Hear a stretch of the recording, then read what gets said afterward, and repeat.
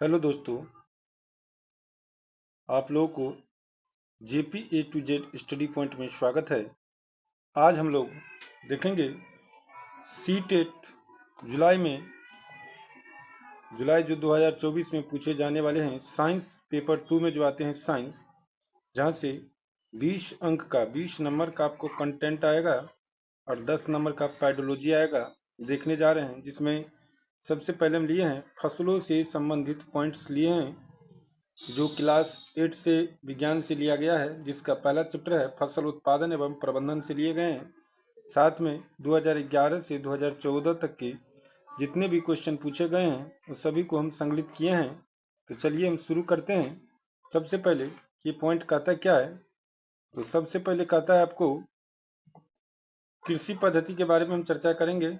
सबसे पहले तो कृषि पद्धति के बारे में चर्चा करते हैं। तो जानते हैं कि लगभग 10,000 ईस्वी पूर्व तक मनुष्य क्या थे? धूमकेतु थे दोस्तों। लगभग 10,000 ईस्वी पूर्व तक मनुष्य क्या थे?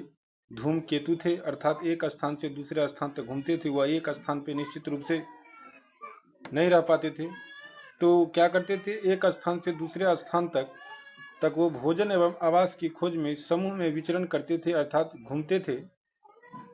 वे कच्चे फल और सब्जियां खाते थे। मनुष्य क्या करते थे? उस समय कच्चे फल और सब्जियां खाते थे, और उन्होंने भोजन के लिए जंतुओं का शिकार करना आरंभ किया। इसके बाद क्या किया? भोजन के लिए जंतुओं का शिकार करना दोस्तों क्या किया? आरंभ किया।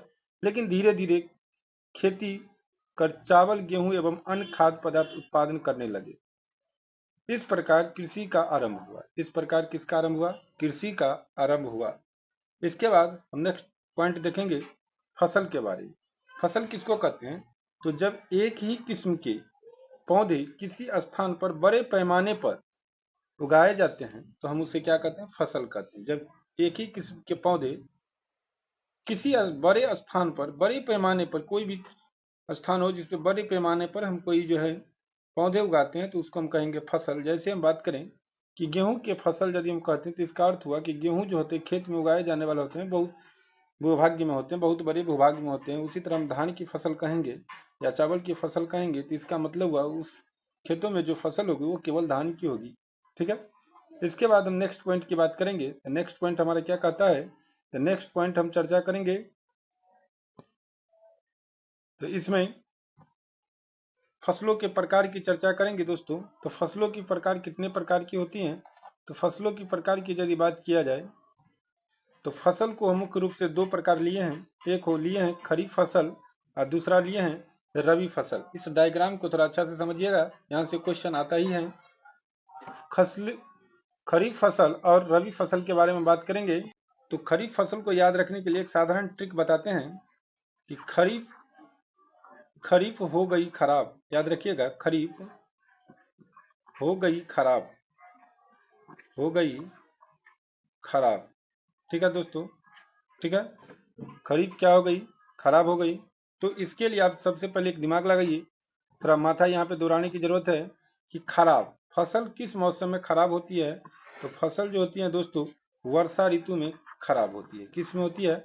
वर्षा ऋतु में खराब होती है।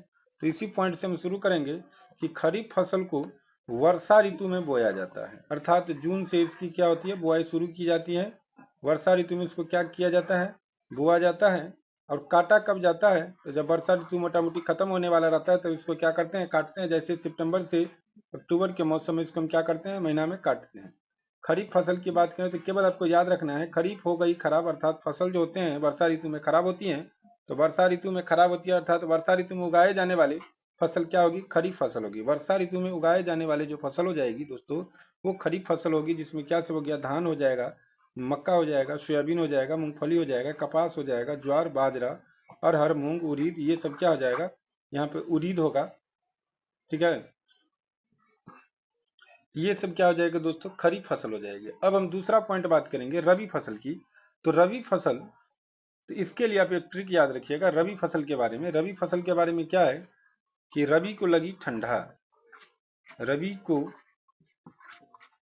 लगी ठंड, हम कह सकते हैं रबी को क्या लगी? ठंड लगी। तो इससे आपको याद रखना होगा कि रबी को लगी ठंड, अर्थात शीत ऋतु में ठंड, अर्थात शीत ऋतु में उगाए जाने वाली फसल क्या होती है, वो रबी फसल होती है। अब जैसे हम बात करें कि इसको बोया कब जाता है, तो इसको बोया जाता है अक्टूबर से सितंबर के बीच में बोया जाता है। अक्टूबर से सितंबर कहते हैं, अक्टूबर से दिसंबर के मध्य में इसको बोया जाता है। अर्थात शीतकालीन जब शुरू होती है तब इसको क्या किया जाता है, बोया जाता है। और ग्रीष्मकालीन जब आने लगती है तो इसको काटा जाता है। अर्थात अप्रैल से जून के मध्य इसको क्या कहा जाता है, काटा जाता है रबी फसल को। ठीक है, जैसे यदि बात की उसमें तो गेहूं हो जाएगा, चना हो जाएगा, जौ हो जाएगा, मटर होगा, सरसों होगा, असली होगा, अलसी जो होगा वो होगा। तो इसके बात करेंगे तो जितने भी तेल प्राप्त होने वाले फसल होते हैं, जिससे तेल प्राप्त होते हैं, सरसों, तीसी, ये सब क्या होता है दोस्तों, ये सब रबी फसल होते हैं।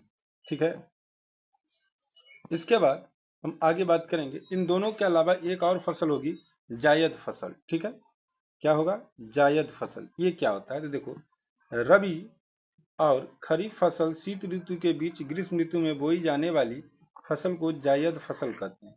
रबी और खरीफ फसल के बीच एक और फसल बोई जाती है जो ग्रीष्म ऋतु में बोई जाती है, उसको हम कहते हैं कौन सा फसल, जायद फसल कहते हैं। एग्जाम्पल में यदि बात करें तो तरबूज, खरबूज, खीरे, सब्जियां, चारे की फसलें, पशु के जो चारे की जो फसल होती है वो, ये सब क्या होती हैं, वो जायद फसल के उदाहरण होते हैं। अब यहाँ पे कुछ पॉइंट है, उसको ध्यान दीजिएगा। कहता है गन्ने की फसल को तैयार करने में लगभग 1 वर्ष लगता है।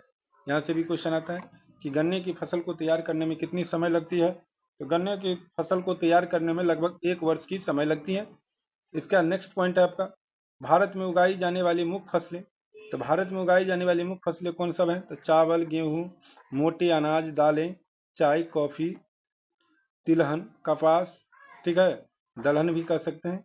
ये सब क्या है, भारत में उगाई जाने वाली मुख्य फसलें हैं। इसके बाद नेक्स्ट पॉइंट की बात करें, कहता है धान को बहुत अधिक पानी की आवश्यकता होती है, इसके कारण केवल इसे वर्षा ऋतु में ही उगाई जाती है। किसको, धान को केवल वर्षा ऋतु में ही उगाई जाती है। तो वर्षा ऋतु में अर्थात धान कौन सी फसल हो जाएगी, तो दोस्तों अब ये बताए हैं आपको कि क्या बताएं, देखिए कि खरीफ फसल क्या होती है, वर्षा ऋतु में बोई जाती है। अर्थात खरीफ हो गई खराब, तो फसल किस में खराब हो जाएगी, वर्षा ऋतु में।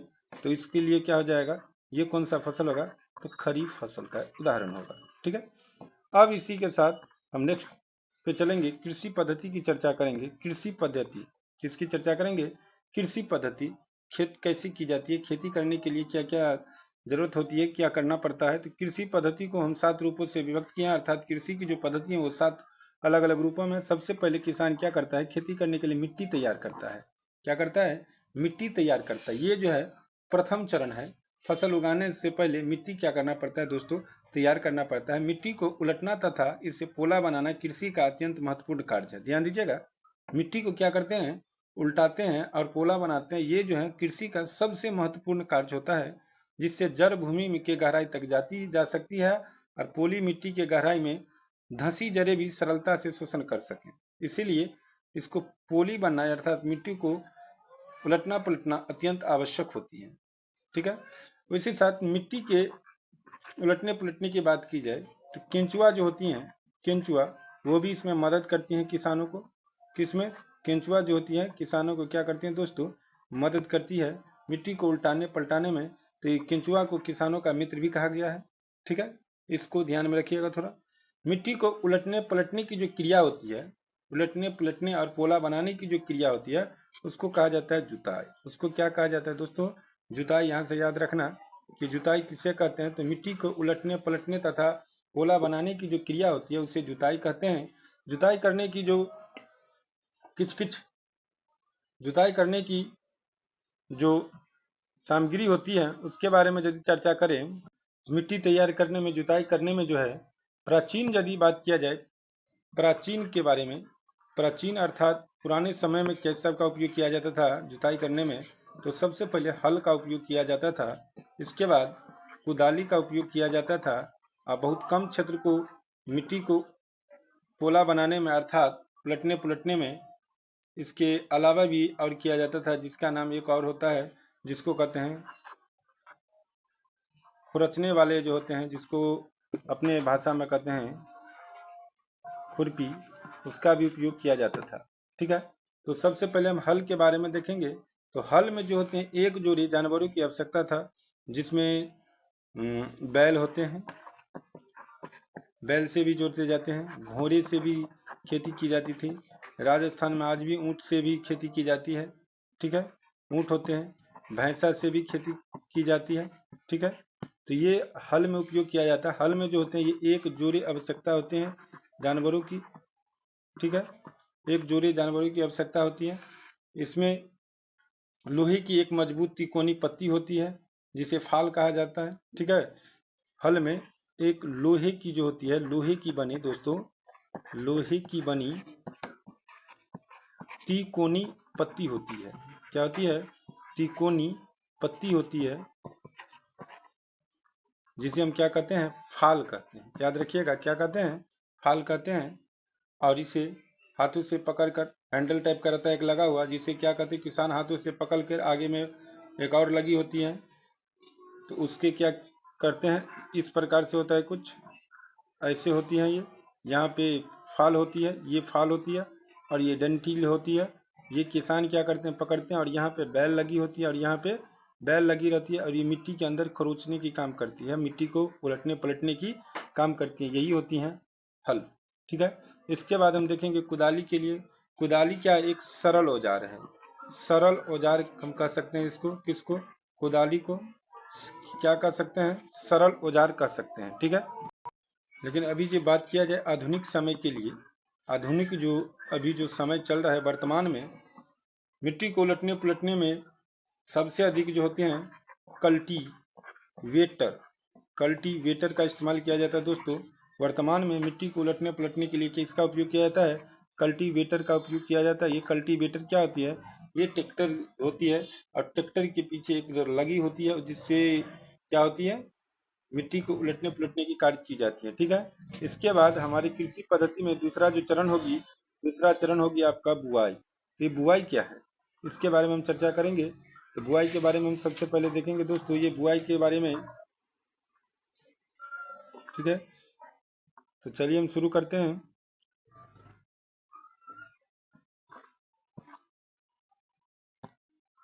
अब हमको देखना है किसके बारे में दोस्तों? बुआई के बारे में। तो बुआई जो होती है, मिट्टी तैयार करने के बाद बुआई की जाती है फसल की, ठीक है। तो बुआई फसल उत्पादन की सबसे महत्वपूर्ण चरण है, और ये जो है कृषि पद्धति की दूसरी चरण है। ये कौन सी चरण है? कृषि पद्धति की दूसरी चरण है, ठीक है। इसमें क्या करते हैं किसान? अपने खेतों में बोने के लिए सबसे अच्छे गुणवत्ता वाले जो होते हैं साफ एवं स्वस्थ बीजों का चयन करते हैं। इसको चयन कैसे किया जाता है? तो इसके लिए सबसे पहले क्या करता है? एक प्रयोग करना पड़ता है। प्रयोग क्या है कि कोई बर्तन में पहले पानी भर दिया जाता है, ठीक है। जैसे मान लीजिए ये कोई बर्तन है, टब है, इसमें क्या किया? पानी भर दिया गया, ठीक है। क्या किया गया इसमें दोस्तों? पानी से भर दिया गया।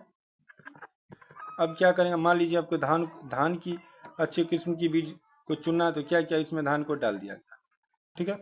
तो जो अच्छे गुणवत्ता वाले बीज होते हैं इस पानी में, वो क्या होते हैं? पेंदी में बैठ जाते हैं। क्या होते हैं? पेंदी में बैठ जाते हैं, ठीक है। लेकिन जो अच्छे गुणवत्ता वाले बीज नहीं होते हैं, वो ऊपर की सतह में क्या करते रहते हैं दोस्तों? तैरने लगते हैं। क्या करने लगते हैं? तैरने लगते हैं, ठीक है। तो उसको क्या क्या किसान के द्वारा इस तैरने वाले बीज को हटा लिया जाता है। ये बीज तैरने क्यों लगते हैं? तो जो बीज तैरने लगते हैं, इसका मतलब ये है कि वो अच्छे नहीं है, अर्थात वो अंदर से पूरे खोखले हैं, जिसके कारण वो भारी नहीं है। भारी नहीं है तो वो क्या होगा? पानी के ऊपर तैरने लगेगा। तो इसके लिए उसको क्या किया जाता है? छान के हटा दिया जाता है, ठीक है।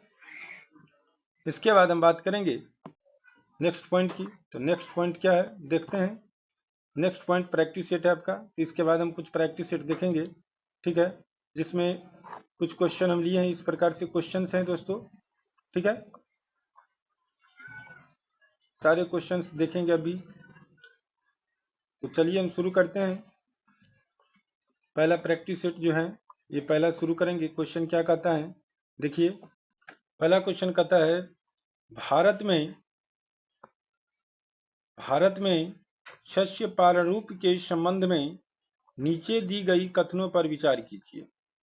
सबसे पहला कथन है कि खरीफ की फसलें मानसून के आगमन के साथ बोई जाती हैं। तो इससे पहले आपको हम बताए थे। कि खरीफ हो गई खराब, अर्थात वर्षा ऋतु में ही फसल खराब होते हैं। तो खरीफ फसल क्या होती है, वर्षा ऋतु में बोई जाती है, अर्थात मानसून की आगमन अर्थात वर्षा ऋतु में बोई जाती है। तो ये तो बिल्कुल सही है। दूसरा कहता है, दूसरा क्या कहता है कि रबी की फसलों को शीत ऋतु में बोया जाता है। तो हम क्या बताए थे आपको, रबी की लोग ठंडी ठंड अर्थात शीत ऋतु ठंड की होती है। तो ये भी बिल्कुल सही है। तीसरा क्या है, तीसरा कहता है रबी और खरीफ फसल ऋतुओं के बीच ग्रीष्म ऋतु में बोई जाने वाली फसल को जायद फसल कहते हैं। ये तो भी पता है आपको कि रबी और खरीफ फसल के बीच जो ग्रीष्म ऋतु होता है कुछ समय के लिए, तो उसमें क्या होता है, जायद फसल बोई जाती है। जैसे आपको बताए थे तरबूज, खरबूज, ये सब जो होते हैं, खीरा, ये सब क्या है, जायद फसल है। तो अब कहता है यहाँ पे उपयुक्त में से कौन सा कथन असत्य है। तो असत्य तो कोई कथन नहीं है, बिल्कुल तीनों का तीनों कथन सत्य है। तो इसका हो जाएगा कौन सा ऑप्शन दोस्तों, इसका हो जाएगा सही आंसर डी नंबर, इनमें से कोई नहीं। ठीक है, नेक्स्ट क्वेश्चन पर अब चलेंगे हम। नेक्स्ट क्वेश्चन कहता है निम्नलिखित में से कौन सी खरीफ फसलें हैं। निम्नलिखित में से कौन सी खरीफ फसलें हैं। तो सबसे पहले ऑप्शन दिया गया आपको मक्का, दूसरा ऑप्शन है बाजरा, तीसरा ऑप्शन दिया है चना और चौथा ऑप्शन दिया है दोस्तों सोयाबीन। तो सबसे पहले हम देखेंगे कि खरीफ अर्थात वर्षा ऋतु में इसमें से कौन सी फसल उगाई जाती है। वर्षा ऋतु में इनमें से कौन कौन सी फसल उगाई जाती है। तो वर्षा ऋतु में आपको हम पहले बताए थे। तो चलिए हम देखते हैं एग्जाम्पल इसका क्या बताए थे आपको। बताए थे धान मक्का, ध्यान दीजिएगा, धान मक्का सोयाबीन मूंगफली कपास ज्वार बाजरा अरहर मूंग, इसमें से कौन नहीं बताए थे। तो इसके लिए उसको हम देखना होगा क्वेश्चन को। तो क्वेश्चन क्या कहता है कि सोयाबीन, सोयाबीन को किस समय में उगाया जाता है दोस्तों। तो ये भी खरीफ फसल है, वर्षा ऋतु में उगाई जाती है। इसके बाद बाजरा, बाजरा को भी वर्षा ऋतु में उगाई जाती है। और इसके बाद मक्का, मक्का को भी वर्षा ऋतु में उगाई जाती है। दलहन फसल में क्या होगी आपको, चना, चना को क्या किया जाता है, तो चना को दोस्तों शीत ऋतु में उगाई जाती है। तो ये हो जाएगा तीसरा ऑप्शन, तो इसका नहीं होगा। तो फिर नीचे कूट दिया गया है, कहता है कूट में जिसमें हम देखेंगे पहला दूसरा चौथा होगा वही आंसर होगा। तो इसमें तो एक दो, ये तो होगा एक दो चार, एक दो चार, तो एक दो चार हो जाएगा आपका। तो एक दो चार कौन होगा, बी नंबर ऑप्शन यही है, केवल 3 नंबर वाला नहीं होगा। तो इसका हो जाएगा बी नंबर। ठीक है, इसके बाद नेक्स्ट क्वेश्चन की बात करेंगे। नेक्स्ट क्वेश्चन कहता है दोस्तों कि भारत में शीत ऋतु में शीतोष्ण पश्चिमी विक्षोभन से होने वाली वर्षा किन फसलों से अधिक उत्पादन में सहायक होती है। माने वर्षा ऋतु में सबसे अधिक कौन सा फसल की उत्पादन जो होती है वो अधिक होती है और उसमें ये क्या होती है, सहायता करती है।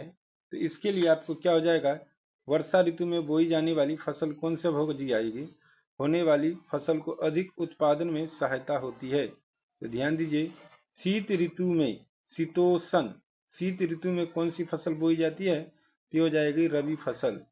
कौन फसल हो जाएगी दोस्तों, रबी फसल में किसको बोई जाती है, शीत ऋतु में बोई जाती है। तो इसका आंसर हो जाएगा ए नंबर ऑप्शन। इसके बाद हम नेक्स्ट यदि बात करें तो नेक्स्ट नंबर क्वेश्चन जो है आपका वो है निम्नलिखित में से कौन सी दलहन फसल मृदा की उर्वरता में कोई वृद्धि नहीं करती है। निम्नलिखित में से कौन सी दलहन फसल मृदा की उर्वरता में कोई वृद्धि नहीं करती है दोस्तों। तो इसका आंसर हो जाएगा आपका अरहर, माने जिसको हम कहते हैं तुअर। तुअर जो होते हैं वो दलहन फसल है जो मृदा की उर्वरता में कोई वृद्धि नहीं करती है। ठीक है, इसके बाद नेक्स्ट पे हम चलेंगे। नेक्स्ट क्वेश्चन कहता है सूची 1 को सूची 2 से सम्मिलित कीजिए तथा नीचे दिए गए कूट का प्रयोग करके सही उत्तर का चयन कीजिए। तो सबसे पहले हम देखेंगे खरीफ फसल। खरीफ फसल क्या है, खरीफ फसल अर्थात खरीफ हो गई खराब, बार बार हम ये ट्रिक बताते हैं आपको। खरीफ क्या हो गई दोस्तों, खराब हो गई। तो किस ऋतु में फसल खराब होते हैं, तो वर्षा ऋतु में। तो वर्षा ऋतु में कौन कौन से फसलें उगाई जाएगी, तो इसमें हो जाएगी धान और मक्का।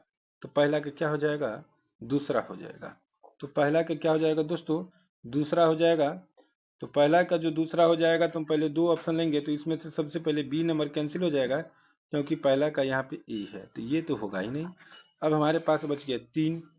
अब चलो कहता है रासायनिक उर्वरक के बारे में। रासायनिक उर्वरक कौन है। ठीक है, तो रासायनिक उर्वरक कौन है दोस्तों, तो यहाँ पे हम देखेंगे यूरिया एवं सुपर फॉस्फेट कहता है। क्या कहता है, यूरिया एवं सुपर फॉस्फेट। ठीक है, इसके बाद एक है पशु अवशिष्ट पादप अवशेष। ठीक है, तो क्या हो जाएगा, यूरिया एवं सुपर फॉस्फेट रासायनिक उर्वरक होगा, तो बी का हो जाएगा पहला।